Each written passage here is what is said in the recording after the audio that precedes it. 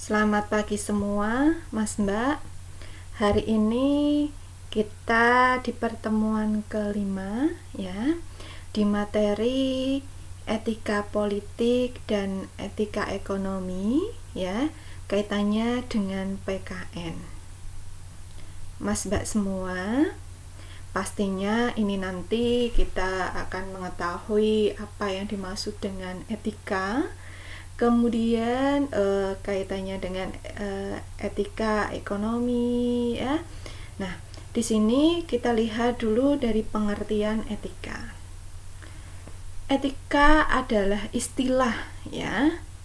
Dan pengertian etika secara kebahasaan etimologi berasal dari bahasa Yunani adalah ethos, yang berarti watak kesusilaan atau adat kebiasaan ya. Biasanya etika berkaitan erat dengan perkataan moral yang berasal dari bahasa Latin yaitu mos, dan dalam bentuk jamaknya mores, yang berarti juga adat kebiasaan atau cara hidup seseorang dengan melakukan perbuatan yang baik ya, dan menghindari hal-hal tindakan yang buruk gitu. Mas Mbak semua, etika pastinya berkaitan dengan moral ya, berkaitan erat dengan moral. Mas Mbak semua, setelah kita mengetahui etika itu apa, kemudian di sini macam-macam etika. Etika itu ada dua, yaitu etika deskriptif ya, dan etika normatif, di mana untuk yang pertama kita akan membahas tentang etika deskriptif. Etika yang menelaah secara kritis dan rasional tentang sikap dan perilaku manusia, serta apa yang dikejar oleh setiap orang dalam kehidupannya ya, sebagai sesuatu yang bernilai. Maka artinya etika deskriptif tersebut berbicara mengenai fakta secara apa adanya, yakni mengenai nilai dan perilaku manusia sebagai suatu fakta yang terkait dengan situasi dan realitas yang membudaya. Dapat disimpulkan bahwa tentang kenyataan dalam penghayatan nilai ya, atau tanpa nilai dalam suatu masyarakat yang dikaitkan dengan kondisi tertentu memungkinkan manusia dapat bertindak secara etis ya.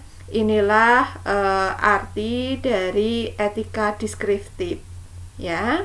Kaitannya itu mengenai fakta apa adanya, berbicara harus mengenai fakta ya. Kemudian nilai dan perilaku manusia itu juga terkait dengan realitas yang membudaya. Inilah etika deskriptif. Kemudian yang kedua adalah etika normatif. Etika yang menetapkan berbagai sikap dan perilaku yang ideal dan seharusnya dimiliki oleh manusia, atau apa yang seharusnya dijalankan oleh manusia, dan tindakan apa yang bernilai dalam hidup ini. Jadi, etika normatif merupakan norma-norma yang dapat menuntun agar manusia bertindak secara baik dan menghindarkan hal-hal yang buruk, sesuai dengan kaidah dan norma yang disepakati dan berlaku di masyarakat. Nah, di sini Mas Mbak semua, kaitannya etika normatif pastinya ya berkaitan dengan norma-norma, kemudian bertindak harus secara baik, menghindari hal-hal yang buruk, yang pastinya norma ini sudah berlaku di masyarakat.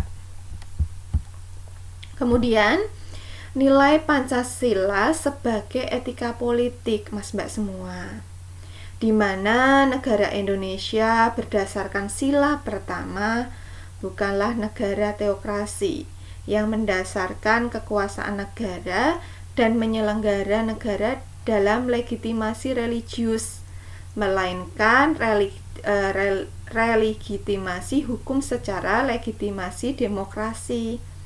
Ya.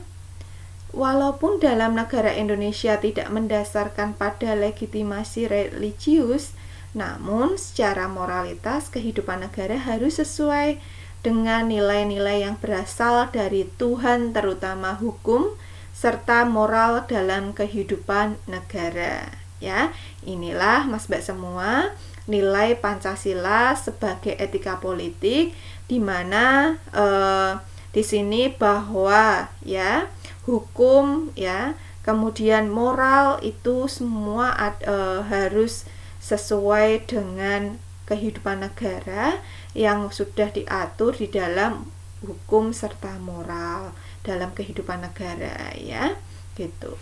Kemudian etika politik ini menuntut agar kekuasaan dalam negara itu dijalankan sesuai dengan asas legalitas, ya.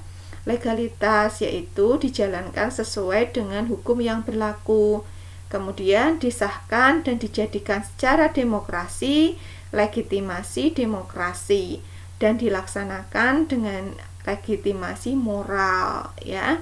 Inilah yang Mas Mbak semua perlu ketahui, bahwa etika politik ini ya kaitannya dengan Pancasila, pastinya adanya asas legalitas, ya, disahkan dan dijadikan secara demokratis, ya. Kemudian Mas Mbak semua, sekarang makna nilai-nilai Pancasila dalam etika politik, ya. Pancasila sebagai dasar falsafah bangsa dan negara yang merupakan satu kesatuan, nilai yang tidak dapat dipisah-pisahkan dengan masing-masing sila-silanya. Karena jika dilihat satu persatu dari masing-masing sila itu dapat saja ditemukan dalam kehidupan berbangsa yang lainnya.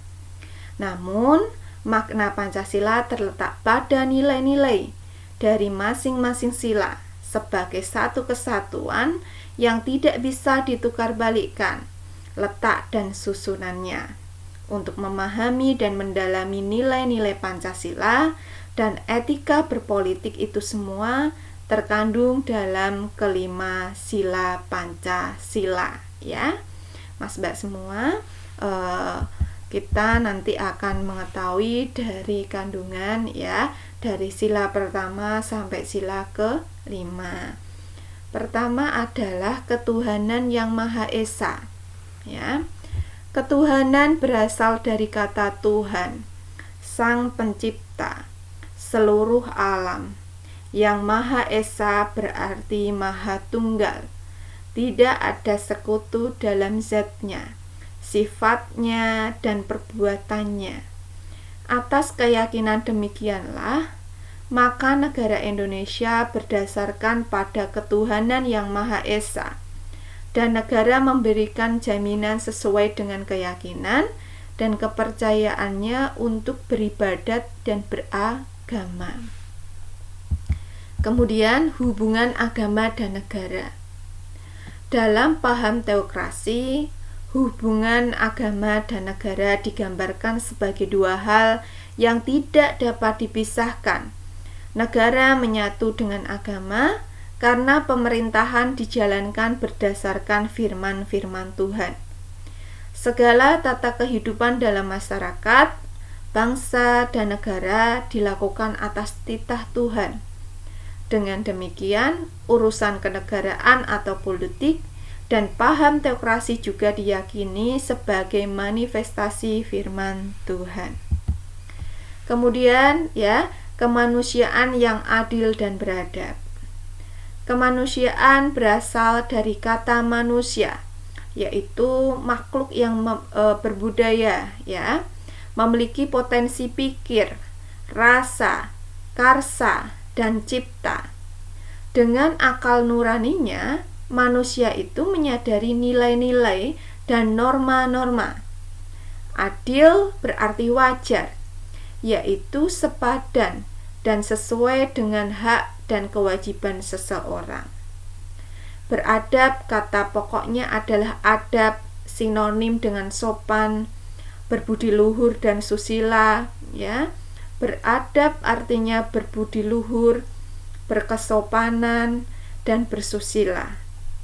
Hakikatnya terkandung dalam pembukaan Undang-Undang Dasar 1945 alinea pertama, bahwa sesungguhnya kemerdekaan itu ialah hak segala bangsa, dan oleh sebab itu penjajahan di atas dunia harus dihapuskan karena tidak sesuai dengan pri kemanusiaan dan pri keadilan. Kemudian negara mengakui hak asasi manusia.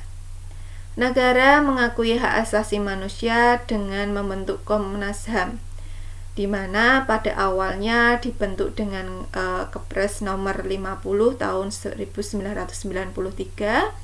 Pembentukan komisi ini merupakan jawaban terhadap tuntutan masyarakat maupun tekanan dunia internasional tentang perlunya penegakan hak asasi manusia di Indonesia.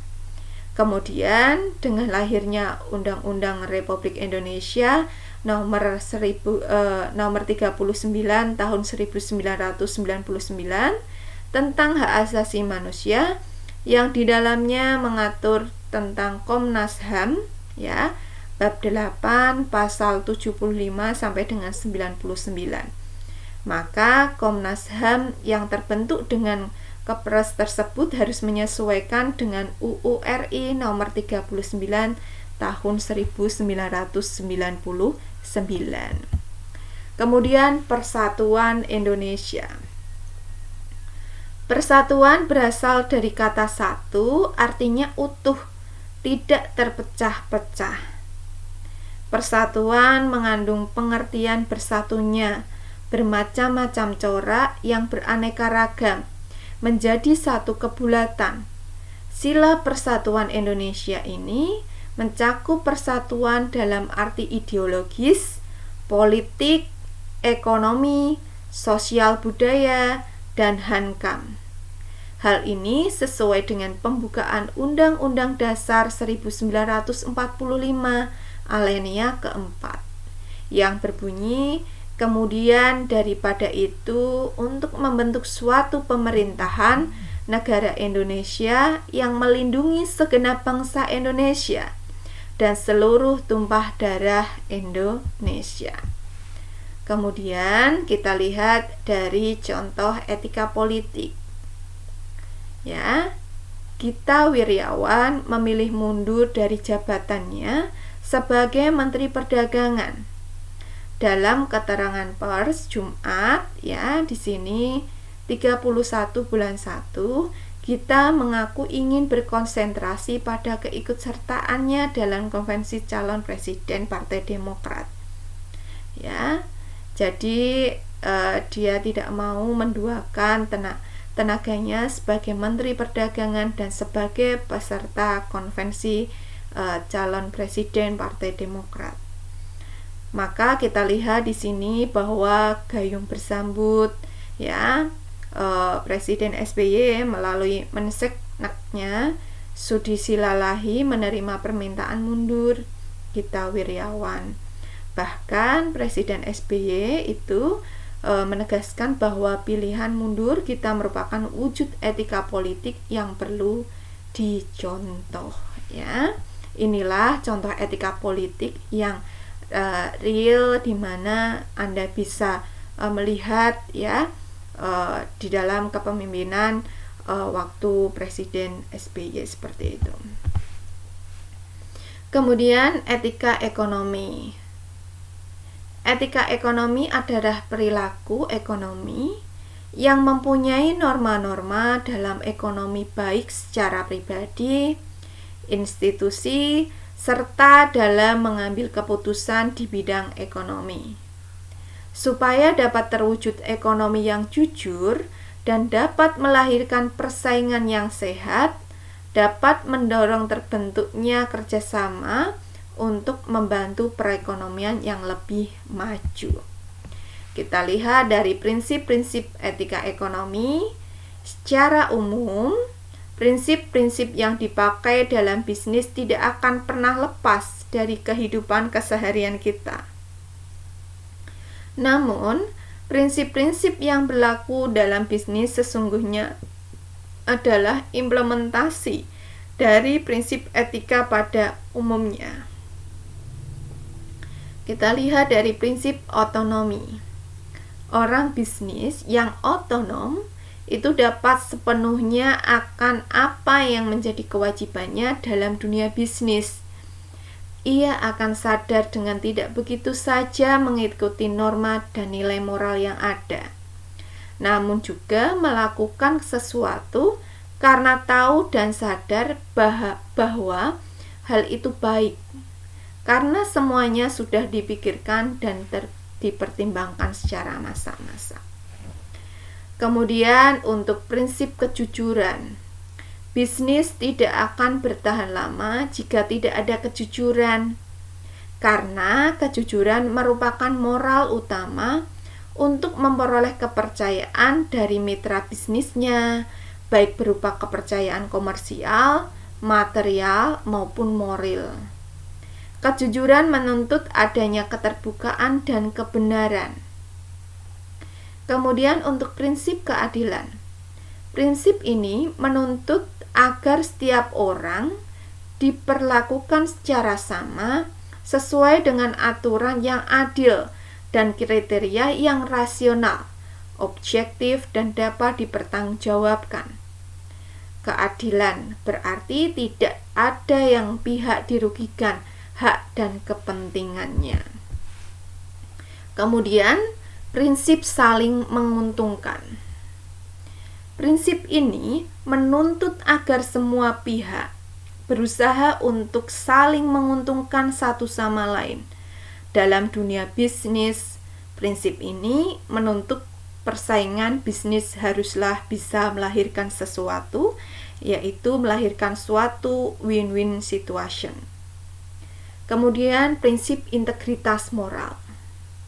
Prinsip ini menyarankan dalam berbisnis selayaknya dijalankan dengan tetap, menjaga nama baiknya dan nama baik perusahaan.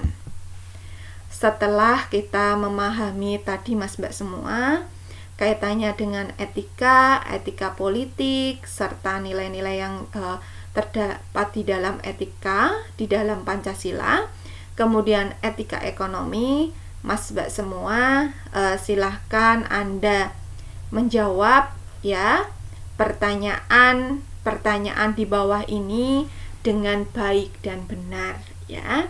Yang pertama, apakah yang dimaksud dengan etika deskriptif dan etika normatif ya? Yang pastinya sudah kita bahas di slide awal ya, kaitannya dengan etika normatif dan etika deskriptif ini. 2. Sebutkan dan jelaskan nilai-nilai etika dalam Pancasila. Mas Mbak semua, untuk nomor 2 ini Anda menjelaskannya secara singkat saja ya. Nilai-nilai yang terkandung di dalam etika dalam Pancasila ya, itu Anda jelaskan secara singkat saja. Oke, Mas Mbak semua, terima kasih atas perhatiannya. Jangan lupa Mas Mbak semua untuk presensi disiapkan untuk pertemuan kelima ini di materi etika ekonomi dan etika politik.